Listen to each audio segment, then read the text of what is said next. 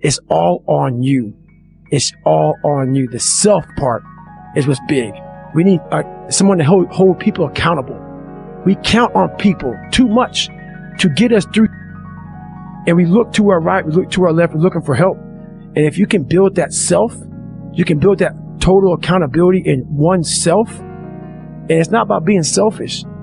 I'm trying to create a better me. We want to be the best amongst the average people. People wonder, how do you stay hungry all the time? Because after I accomplish something, I don't sit back like a lot of guys who graduate buds, graduate this, graduate that. They get comfortable. They wonder why I'm getting weak, man. I don't know, I lost my edge. What's going on? Because once you hit the top of the mountain, guess what happened? I'm good. I'm good. So you wonder why you're falling down now. Because once you reach the top of the mountain, you got to build another one. That's mediocrity. There's a lot of people in mediocrity who have a nice resume, but they're one-timers, man. They hit a one-time deal. They busted it open, got a lot of money, but they're good. You're mediocre now. We all have two people. We all have two people. And I'm not saying you're crazy. We have the easy voice, which is that 20% telling yourself that I'm easy at 90% of my full potential, maybe 100% at that 20%. That's that voice that we all love. That's that very comfortable voice that's that mommy holding you saying it's going to be okay. Doesn't care how good you are, just loves you. Just loves you no matter how messed up you are in life. That's where you want to be at. So that's that one voice. This other voice that we walk very far away from is the voice saying, hey man, you ain't doing it. The only way out for me at that time was death. If I die, so be it. Everything I do, I'm not really comfortable doing. But if you choose, because if you're choosing to do something, you have two routes. You can go there and be a little weak person and get through barely, and that's your reputation. Or you can go through the hardest guy you can possibly be, and that's your reputation. If you're choosing to do something, attack it. Because they're going to remember you as not attacking it. So I want to be remembered. You can hate me, but there's one thing you can't say about me. I didn't attack it. It gives you a lot of power when you're able to go on a podcast this big and say, hey, tell me, I'll tell you anything you want to know. I no longer care. There's a lot of power in that. To be able to put your life on a billboard for the whole world to see and say, judge it, man. Judge it. Like just me talking about it makes me feel good. And that's another thing about it. When you are willing to talk about how jacked up you are, the strength, that big rock that you carry, it just starts to come off.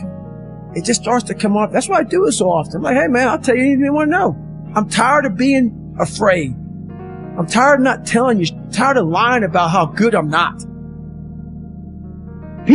I had to reinvent a human being. I sat at home for so many nights by myself, broken, not just physically, mentally, spiritually, mental toughness, strength, power. I'm like, I didn't have any of that.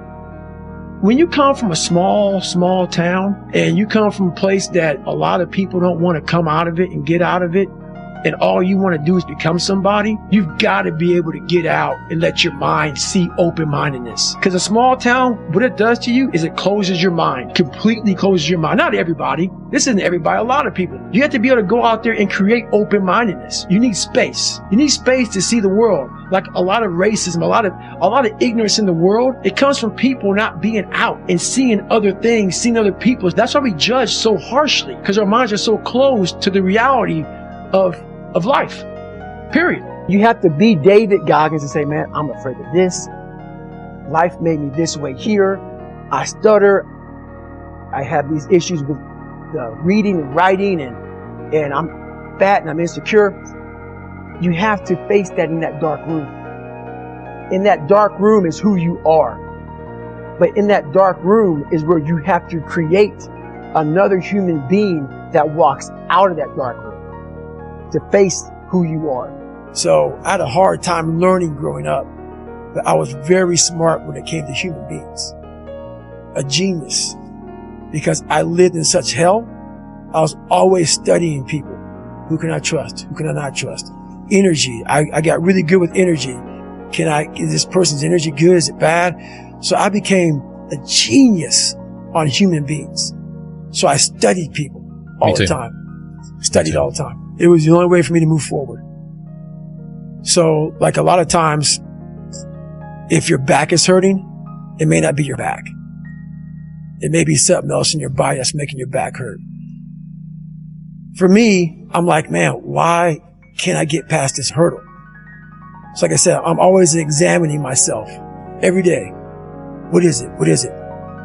Well, there's only one thing you haven't examined yet, and it's going back to the beast, going back to the demon. So when I went back to him, I realized that that was the unsolved mystery. Was I had to look that man in the eye one more time. Like how I studied that Navy SEAL talking shit and lying. I got it from this part right here in the book. I went and I didn't see him anymore as this beast. I started doing research on him. Found out that his dad used to beat him really bad. So his dad would put him in front of a furnace, open the furnace up with the flames coming out, and put him right in front of it. Have him bare butt naked, and he would whip the shit out of him. And the whole idea of that is if you move, you're going to get burned. So stay right here and take a beating. So what happened with him, those demons from his father went to my father, and he tried to transfer them over to me. I had to understand who my father was, understand where he came from, understand why were you so brutal to us. I got my answers, took those answers, and made myself better from the answers about him. And so that's why it was necessary for me to go back. I was looking for an apology, so then maybe I could just go be a loser and understand that you f***ed me up. Why would the apology make you a loser? It would make me feel vindicated. Justified. Yes. Like, man, you did this to me. I can go be a loser now. My failings are okay. This okay. Cause you did this. So I was looking for that. And when I went there, I realized, cause this voice in here was saying, it's not your dad's fault. And I'm like, nah, man. Cause this voice over here always said, it's your dad's fault. This other voice started tuning in, was loud, started getting louder. The more I drove to Buffalo, was saying, you get to face a lot, young man. You got a long journey ahead of you, because you're going to find out that while your dad did a lot of shit to you, you're going to have to make it on your own. And the voice got louder and louder and louder. And by the time I got to that door, and by the time I was leaving that house, instead of me feeling sorry for myself, I started to do a live autopsy. Because a lot of people, when you die, they figure out why you died. They figure out how you died in the autopsy. But we never do a live autopsy to figure out why we're dying while we are alive. And I was dying. I was living every day, but I was really dead. And so I figured it out. And once I figured it out, I was able to reborn. I was able to be reborn. I can go be a loser now and break down situations very quickly within some trauma in your life, some devastation in your life, because it's going to come. The devastation, the trauma is going to come, and you can't allow that to become a Jersey barrier. It can't be a Jersey barrier. It has to be something that you can maneuver through very quickly and move forward. That takes a lot of toughness. What are you doing today, tomorrow, the next day? That's why I'm listening to theorists. I don't listen to all that bull. I'm listening to a motherfucker who's like this, man. What's wrong, man? I'm tired, dude. Why are you tired? Because tomorrow, I gotta do it again, man. Whatever it is that made me nauseous and sick to my stomach, it made me hurt. There's no ending. And that's the person I listen to. That's the person who's gained knowledge. You gain knowledge through suffering. And on the other end of suffering is a world that very few have ever seen. It's a beautiful world, because that's where you find yourself. You don't find yourself in over here. You find yourself on the other end. Like the 100-mile race I was on, I ran it for 24 hours. I found myself on the other end. You're alone. You're alone. You may have a shrink you're going to. You may have a best friend you're going to. But there's 24 hours in the day where you're alone in this brain. And your brain is talking to you in all kind of ways. And it wants to control you and pull you in these different pockets. If you can't control your own brain and your brain controls you, you got to tell your brain where you want to go and how you want to go and how you want to get there. You got to control it. If not, it's over. We have a lot more than we think we have. And all I did was I picked up that fucking shovel, and that shovel, I made my own path. And you may have big boulders, and they may be getting 200 miles up the road faster than you. But going through this path of life, this journey over here, you have to be quiet in your mind. Get away from people. We love being around people. We love talking. We love parties. We love all that. It's okay to be alone. It's also okay to be unhappy. I put my phone away. I put it away, and I go dark. I go dark a lot, and it's because I have to find out. I'm on a journey of life, and we all have a different journey. And I want to be in my pine box, and I believe your spirit lives forever. It has to. It's too powerful. No way in hell that thing just dies when you die. I want to be able to look back on my life when I'm all dead and be so fucking proud of myself forever. This is all temporary to me. I want to be forever proud of who I was as a man and change who I used to be. The liar, the insecure guy. I want to be proud. If I die now, I want to look at myself and say, proud of myself. It's okay to be unhappy sometimes, man. It's okay to say, you know what, man, I'm fucked up. So you gotta go to the truth first. Who are you? Get really accountable and say, okay, who am I? What's the truth about me? Get to that dark place in your mind. Figure out.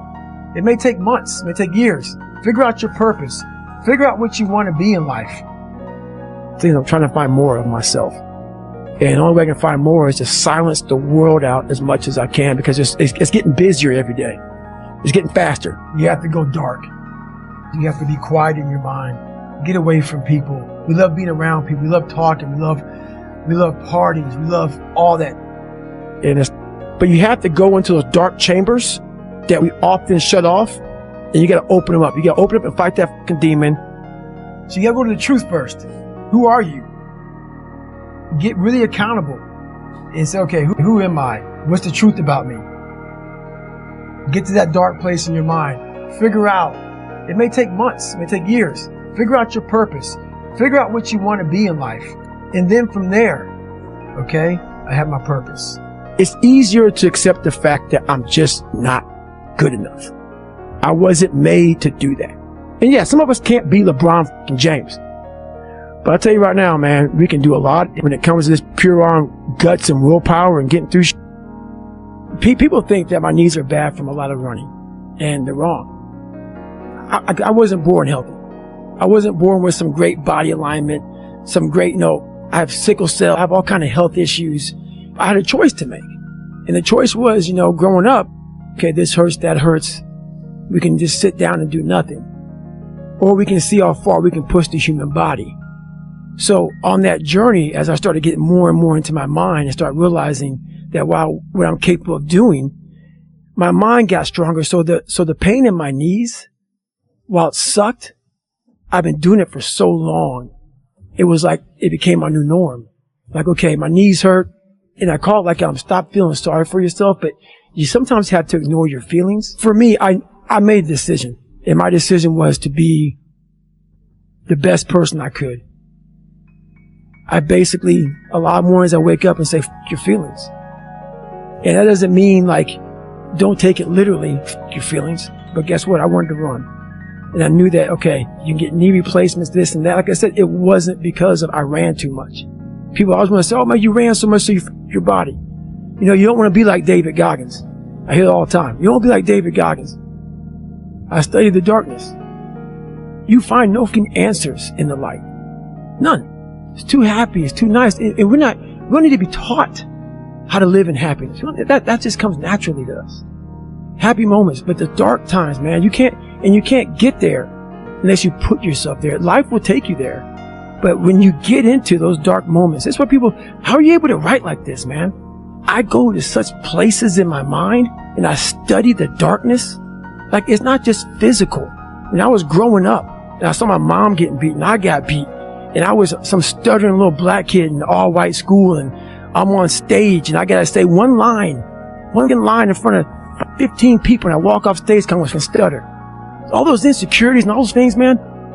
I used to go home and cry, and I'm like, God, man, hang on, man. As I got older, we gotta study. The only way we're gonna get through this is if we study it. So every time I'm in a dark moment, and life's up around me, whether it be physical or just life, I get in it, man, with a pen and paper. I'm like, okay, this sucks. I can feel like I'm losing my shit. Let's study this. Your body. You know, you can't fit discipline into that. You can't fit structure. You can't fit consistency. You can't fit the grind. And then when you try, it just gets overrun by the clutter in your mental garage. I look at failure as your first, second, third, fourth, fifth attempt. I look at them as attempts. I don't look at anything as failure. Because when you're going to try to do something, not trying is failure. That's not some after school special shit. But when you're able to go out there, there is no failure. It's attempts. Because when you're trying to do something that's bigger than you, whatever you are, whoever you are, if you're paralyzed, you're trying to walk one step and you didn't fail, motherfucker. That was your first attempt. If that's your biggest thing, that's how your mindset needs to go into everything. So I don't look at it as failure is a big word that gets people down. We give so much power to words. I don't. I take the power right away. I didn't fail. The one thing that made me who I am today is being vulnerable. It's breaking myself down to the absolute rock bottom and being able to tell people who I am. And that's how I fixed it. Literally, look somebody in the eye and say, you know what, man? I have a whole bunch of character problems, character flaws. I've lied about this. I've cheated here. I'm insecure here. This isn't the real me. I lied to you about that. I wanted your acceptance in life. All those things happen. But the thing about it is that we get judged so quickly by who we are. We don't know. We don't go to where it happened. Life created this person, me. And I had to realize, man, that's okay, man. It's not my fault. Now I gotta go back and fix it though.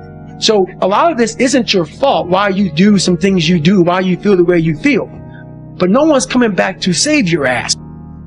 You have to go back to where they started, wherever that place is for everybody, and have the courage to go back there and start fixing what broke you. It's not addictive at all, because you don't want to live there, but it's definitely a place that makes you look at people very differently. Because once you see, if I was born with a silver spoon and everything was given to me and life came easy, but knowing where I came from and where I'm at now, just because I was able to crack open a few more doors, that's what's disappointing for me, for other people. You know, so it's not that I want to live there. I know I can go there. And once again, I know other people can go there. So I guess that's the thing with me is I know I have the ability now to go to a place that's very, very hyper-focused, that I can accomplish some pretty amazing feats. Not because I'm amazing, because I allowed my mind to be open-minded for the possibilities of what can I achieve. It takes the growth in your mental aspect, in your spiritual, everything grows because you start feeling better about yourself. Not many things on the planet make you feel good about yourself like getting after it, doing something that challenges you mentally and physically every day. You cannot live in that normal mindset. You must be your best on your worst day. And how you do that is you cannot think of a normal mindset. You cannot have a normal mindset.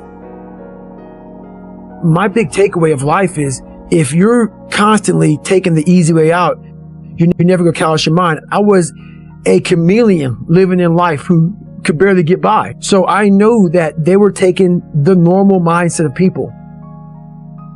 They weren't talking about the 1%ers, the people who want it like there's no tomorrow, where it gets hard. And the harder it is, the more you start to push back. And the more you push back, and then it's not right for people to talk about. It's not right for, like, let's say you are fat. I was fat. That's why I talk about it. Go ahead and say something. I was fat too. And it was hard every day to get up. I know what it feels like when you roll your fat ass out of bed and all you want. But I can't want it more than you. And so many people just want it the easy way. I'm sorry, man. It's not. So what they start to do is they build this narrative of it's okay. When the narrative should be, you need to fucking work harder. You need to discipline your mind better. We need to help people more than just saying it's okay. It's okay that you're not willing to help yourself out. That's not okay. It's not okay. It's not acceptable. Even though it's your life, if that's acceptable, that's unacceptable. And there's a lot of people in this world, me included, that if I accepted that, I wouldn't be anywhere. So yeah, a lot of people just, they start creating a narrative about themselves that make it okay. The ultimate get out of jail free card. And now the world is set up to have so many get out of jail free cards. Everything is okay. And you can't say a motherfucking thing about it. I want you to go there with me. I'm taking you there with me. I'm a storyteller. I want to take your ass down paradise. So the house I lived in Buffalo, New York, that I got my ass beat every day, funny. We lived on Paradise Road. And it was anything but paradise. So I want you to go there with me. You want to learn from me? Let me take your ass home. Let me take you there. So that's the whole thing about it, man. We're scared to dive into our lives. What made us who we are. The beautiful people that we are. We're all jacked up in so many ways. That's the beauty of us. That's the beauty of me. I'm jacked up. But I figured out my own little process on how to get unjacked up and how to, I'm not going to get the same, I'm not going to get the same way you're going to get there. You may get there by going point A to point B. I might go point C to D to E to F, but I'm going to be there the same way you are, just a little harder. That's how I train my brain. So it's just different. I'm just a different thinker. My part-time savage was me running like 50 miles a week. What I used to do, and what I do now, is I got to a point, I'd be running, I was like, okay, man, we could do 10 miles today. I get to 10 miles, like, oh no. That fucking demon that I let out every morning that walks the streets at night, he comes and says, no, bitch, not today, man. There's somebody out there that you don't know, have never met in your entire life, that is doing 12, 13, 14. You're going to do another one. And when you meet them, you ain't going to be ready. So, Goggins kept on running. I want to be forever proud of who I was as a man and change who I used to be. The liar, the insecure guy. I want to be proud. If I die now, I want to look at myself and say, proud of myself. It's okay to be unhappy sometimes, man. It's okay to say, you know what, man, I'm f***ed up. So you got to go to the truth first. Who are you? Get really accountable and say, okay, who am I? What's the truth about me? Get to that dark place in your mind. Figure out. It may take months. It may take years. Figure out your purpose. Figure out what you want to be in life. I'm trying to find more of myself. And the only way I can find more is to silence the world out as much as I can, because it's getting busier every day. It's getting faster. And the faster it gets, the more you are missing who the f*** you are. You have to go dark. You have to be quiet in your mind. Get away from people. We love being around people. We love talking. We love parties. We love all that. It's okay to be alone. It's also okay to be unhappy. It's okay to be unhappy sometimes, man. It's okay to say, you know what, man, I'm f***ed up. So you gotta go to the truth first. Who are you? Get really accountable and say, okay, who am I? What's the truth about me? But you have to go into those dark chambers that we often shut off, and you gotta open them up. You gotta open up and fight that fucking demon. Get in there, talk to that mother, say what's up. Get to that dark place in your mind. Figure out. It may take months, it may take years. Figure out your purpose. Figure out what you want to be in life. And then from there, okay, I have my purpose. It's easier to accept the fact that I'm just not good enough. I wasn't made to do that. And yeah, some of us can't be LeBron James. But I'll tell you right now, man, we can do a lot when it comes to this pure arm guts and willpower and getting through shit. We have a lot more than we think we have. We like that person who says, hey, you know what, man, I don't feel good today, man. And they say, oh, it's okay, brother. You take a day off, maybe we'll get a pizza and watch the game. We like that. Boy, my whole life. That's why my friends hate my ass, boy. Because I'm hard on me. If I'm hard on me, I don't give a f about you.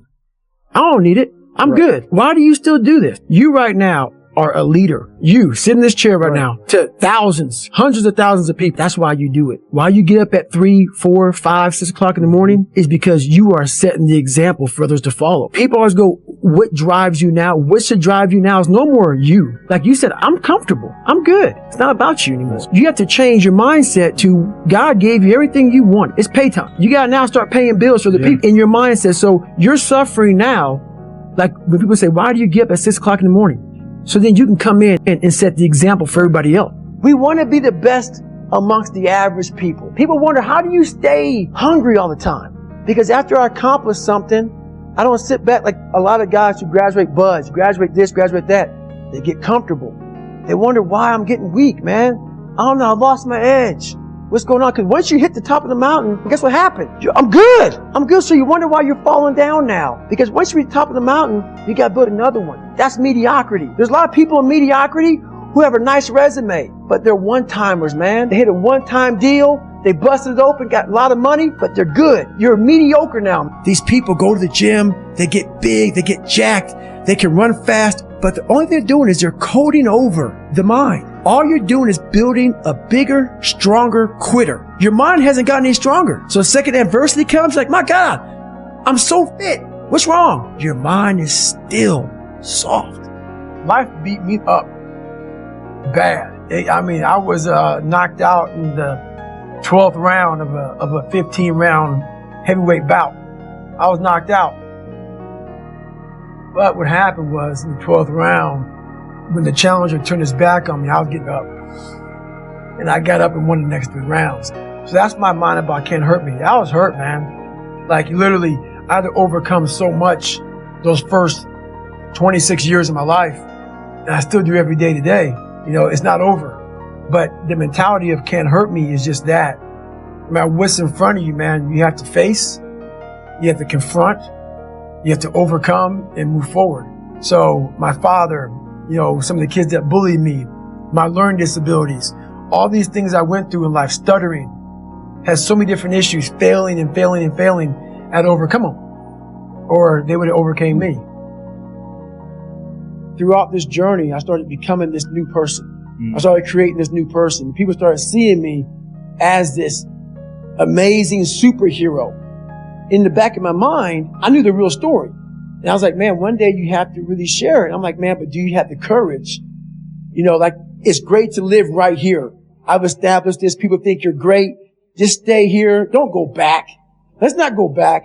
But the only way you can help people out is let them know that this is possible. So I had to go back and say, this is where I come from. And where I come from is hell. Because what we do so well in this world is we see superhuman people and we title them. The second we title them, what that does, that gives us a get out of jail free card, is that they're the 1%ers. I'm not even going to try to do that because that's not even in me. God made them special. They're special people. There are no special people. They're special minds. And the mind can be created on your own. You can do that yourself. So that's why I write the book like I write it, so people can look at me and say, my God, he came from this. He had to overcome all of this. So I take away all the titles, even crazy, even the fact that he's superhuman. All those titles are now stripped away. But what's funny about that, you will have my book in your hand. You will read it in its entirety. You will hear the audio book, whatever you get. And by the time you get to chapter 9 or 10, you already forgot chapter 1, 2, and 3 of the hell I came through. That's how fast the mind wants to soften you up and say, this guy's just nuts.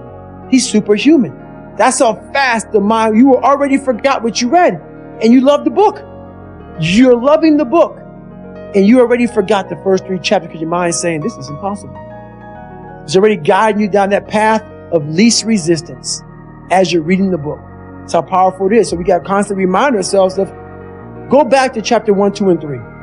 Always remind yourself of those chapters, of that you can also do this. But you have to first self-examine or live autopsy your own personal life. I'm training my mind and my body and my spirit so it's all one, so I can handle what life is going to throw at me. Because the life I've lived, it throws a whole bunch at you. And if you're not physically and mentally prepared for that, you're just going to crumble. And you're good for nobody. In times of suffering, what we do is we forget how hard we really are. Because that's what suffering is. Suffering is a test. That's all it is. Suffering is the true test of life. Is now where I'm at today. And that is, when you finally get to that point for me, it's forever lasting peace. Greatness isn't running 200 miles at a time or doing 4,000 pull-ups or being a SEAL. Greatness is whatever the hell you dreamed of in your own mind. You gotta first see it. You gotta first create this vision in your mind. And then that's when I come into play. Once you create this vision in your mind, it's how am I going to get there now? We are all great. No matter if you think you're dumb, no matter if you think you're fat, no matter if you are fat, no matter if you've been bullied, or no matter if you just got back from Iraq or Afghanistan and you have no legs or your arms or whatever, man, we all have greatness. You gotta find the courage. You gotta find the courage to put your Bose headphones on and silence the noise out of this world and to find it that sets you apart from everybody else. And that's what it's all about. And Can't Hurt Me, my mom was like, you're not gonna put some of my life in this. But over a period of time, like, Mom, this just wasn't your life. I was a young kid watching you go through this. I was living it with you. And I didn't have the brain to absorb the adult life that you put my childlike brain in. So I lived it even more than you lived it. And trust me, it took several years for me to figure out who the devil was. And the devil was my father. But like I put in that book, no one's going to come back and say, hey, man, I apologize. Maybe someone does. So at the end of the day, when all things are said and done with, while my dad was the devil, and I believed that for a long time, I had to confront him. And when I confronted the devil, so what I thought was the devil, I realized that I was the true devil. I was the one holding me back. I was the one looking for the scapegoat. And I was the one looking for all these ways to say, it's okay, David. You're a loser. You're a born loser, so it's okay. And I was hoping my dad was going to give me that confirmation. And he was a loser himself. But at the end of the day, when I left there, I realized, well, man, this is on me. My dad's, my mom's, the people around me are, they're not going to save you. You got to save yourself, my friend. So that's when all that reality hit me when I went to Buffalo to see my dad on that drive home. I was like, man, this rest of your life is going to suck. It is going to suck, not because you're going to be a loser, but because you're going to finally start to win. People with a talent problem who are so talented, they're hard to train. They're hard to push. If you're their coach and you're trying to get them to see that we got to get you past this talent problem, we got to get you to the point where you're into that mental zone. Okay, we got to get you way past your talent. And it's hard for coaches to take these fighters or whoever past their talent. And on the other side of that is where they gain true levels. The levels beyond talent, that's where it really is. Because if you're able to take a motherfucker down to the deep end, while a motherfucker's just putting his toe in, feeling the water and shit, if a motherfucker's in the deep end, he's able to take you down there and he's mentally strong, it's over. It's over, man. Because they live in the deep end. They live in it, man. They thrive in it. Yep. Sure did. I had somewhere to go. You need to look at someone's eyes. You know how it is when you fight somebody and you broke that. He's like, oh God, man, I don't want to go back to the next round. And you feel like, my God, I can fight all day. I can fight all day long. That's what taking souls is. But you have to have the will, the heart, the courage to go that distance when you're exactly jacked up. You have nothing left to give and give more. Charging, and we start fueling off of that. We start fueling off the fact that, man, it takes 1 second of energy to steal everybody's. And then you have all the energy you need. That's all you need. You need to look at someone's eyes. You know how it is when you fight somebody and you broke that motherfucker. He's like, oh God, man, I don't want to go back to the next round. And you feel like, my God, I can fight all day. I can fight all day. About what you're saying to yourself, but it also comes with work. So whenever I was getting beat down, physically, mentally, spiritually, whatever I was going through, just saying, I would put, you can't hurt me. Can't hurt me just became a message. I would say to myself. And that's just kind of where it comes from.